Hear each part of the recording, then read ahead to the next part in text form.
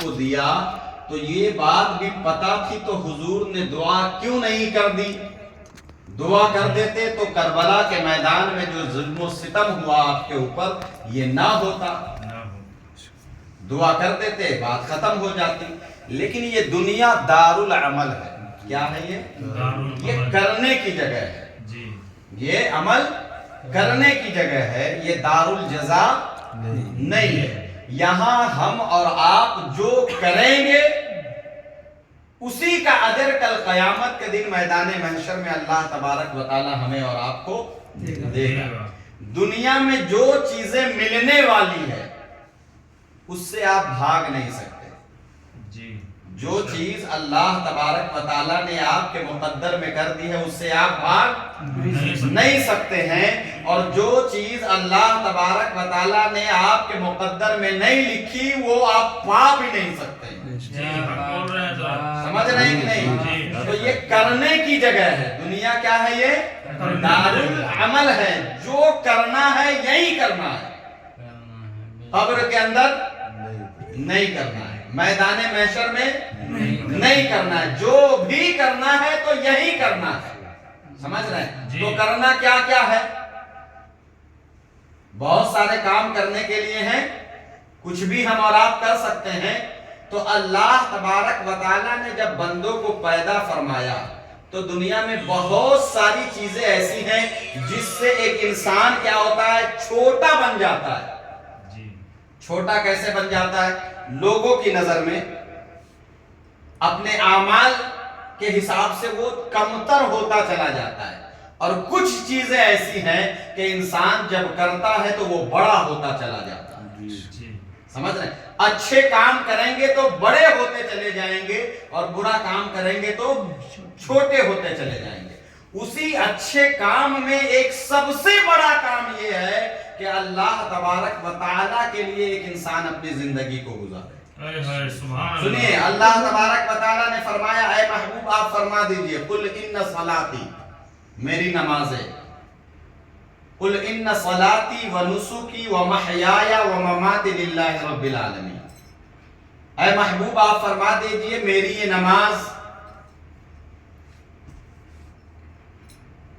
میری یہ زندگی، میری یہ موت، اس کا جو مقصد ہے نا وہ اللہ تبارک و تعالیٰ کو راضی کرنا ہے۔ سمجھ رہے ہیں؟ اللہ کے رسول صلی اللہ تعالیٰ علیہ وسلم اگر چاہ لیتے تو یہ دعا کرتے، اور چاہ حضور کی بات چھوڑ دیجئے، اگر میدان کربلا میں حسین چاہ لیتے تو یہ مصیبت ٹل جاتی۔ یہ بات تو بہت دور کی ہے، لیکن مسئلہ یہ ہے کہ دنیا کرنے کی جگہ ہے، اور ان کرنے والی چیزوں میں جو سب سے بڑا کام ہے ان کاموں میں ایک کام یہ ہے کہ ایک انسان اپنے رب کی رضا پر راضی رہے۔ جب کام رب کی رضا کے لیے کرتا ہے نا کوئی بندہ، پتہ ہے اللہ تبارک و تعالیٰ نے حضرت موسیٰ کلیم اللہ سے کہا، موسیٰ تم نے میرے لیے کیا کیا؟ فرمایا، مولا ہر چیز تو تیرے لیے ہے، نماز تیرے لیے، روزہ تیرے لیے، زکوٰۃ تیرے لیے، یہ تیرے لیے، وہ تیرے لیے۔ فرمایا یہ تو میں نے تمہارے اوپر فرض کی تھی، یہ تو کرنا ہی کرنا ہے، میرے لیے کیا کیا؟ الگ سے کیا کیا؟ کسی بندے سے اس لیے محبت کی کہ میں چاہتا ہوں، سبحان اللہ، جو چیز فرض ہے اس کو کیا تو کیا کیا؟ یہ تو کرنا ہی تھا، یہ تو کرنا ہی تھا۔ اسی لیے حدیث قدسی ہے کہ بندہ مومن جب اپنے رب سے قریب نوافل کے ذریعے پہنچتا ہے، فرائض کے ذریعے نہیں، کس چیز کے ذریعے؟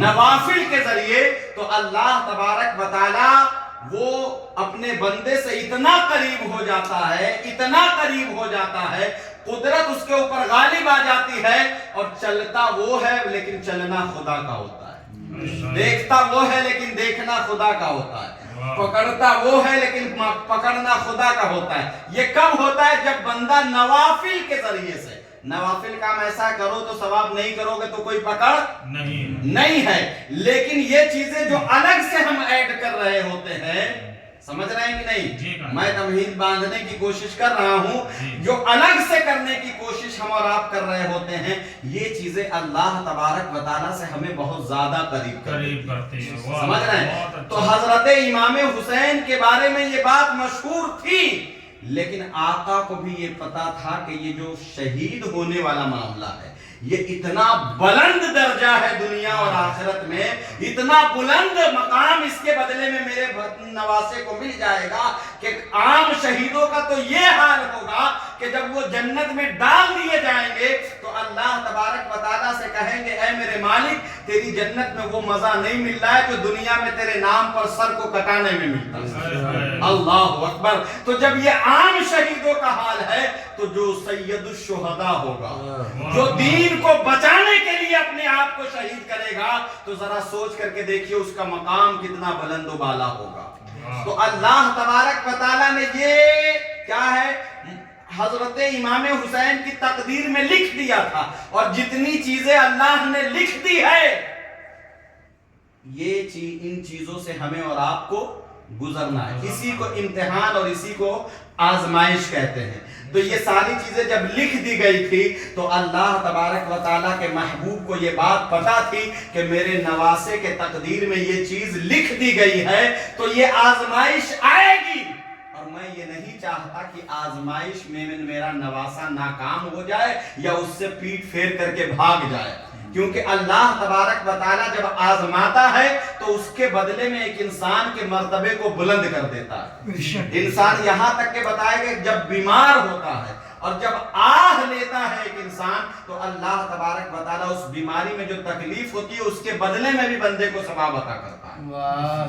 سوچ کر کے دیکھیے، تکلیف میں جب انسان کراہتا ہے تو اللہ تبارک و تعالیٰ اس کراہنے کی وجہ سے اس انسان کے گناہ کو کم کر کر کے جو ہے اس کے درجات میں بلندی کر دیتا ہے۔ تو ذرا سوچ کر کے دیکھیے حضرت امام حسین کو جو مقام ملنے والا ہے، جو مرتبہ ملنے والا ہے، اس کی خواہش تو ہر خاص و عام کرتے تھے صحابہ کرام۔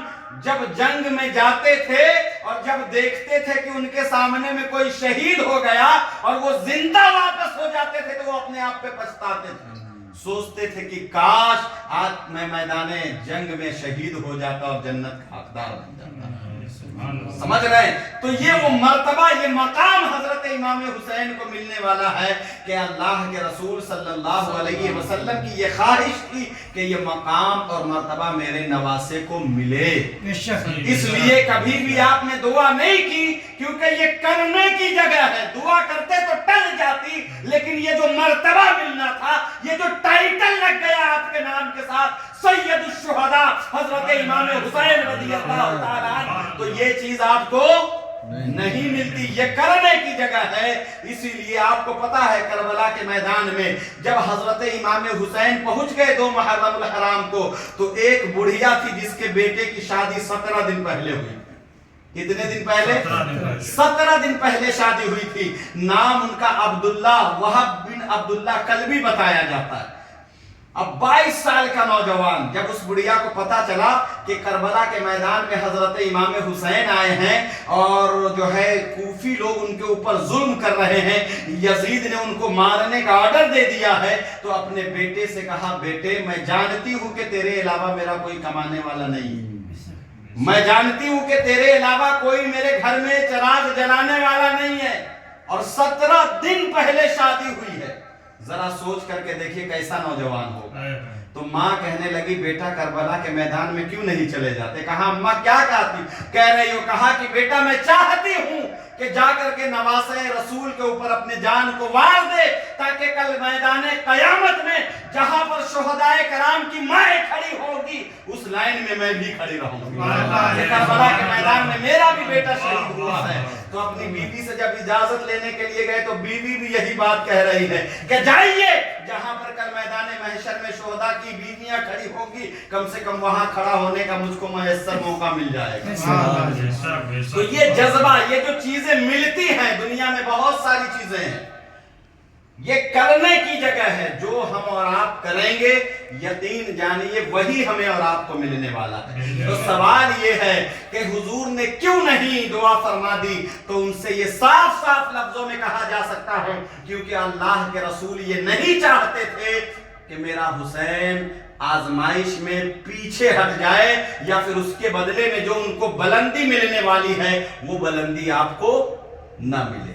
حضرت امام حسین کے لیے دعا کی گئی اور ایک بار نہیں سینکڑوں بار دعا کی گئی، لیکن یہ نہیں دعا کی گئی کہ کربلا کا میدان ٹل جائے، وہ آزمائش ختم ہو جائے، بلکہ میرے مالک اس کربلا کے میدان میں جب میرا حسین جائے تو اس کے جذبے کو سلامت رکھنا، اس کی دعا کی گئی. یہ صراط مستقیم پر گامزن رہے، اس چیز کو لے کر کے دعا کی گئی. قدم کربلا کے میدان میں امام حسین کا ڈگمگا نہ جائے، اس چیز کو لے کر کے دعا کی گئی اور بارہا کی گئی. یہی وجہ ہے کہ کربلا کے میدان میں جب عزت امام حسین گئے، ایک نہیں بلکہ 72 نفوس قدسیہ کی لاشیں پڑی ہوئی ہیں، لیکن اس کے باوجود حضرت امام حسین جب آخری خطبہ کربلا کے میدان میں جا کر کے دیے تو کیا کہا؟ اے لوگو، اب بھی میں بدلے کا بھاونا نہیں رکھتا ہوں، اب بھی میں تم کو موقع دے رہا ہوں کہ اگر تم میرے خون سے باز آ گئے تو اپنے نانا جان سے کہہ کر کے کل قیامت کے دن تم کو میں بخشوا دوں گا.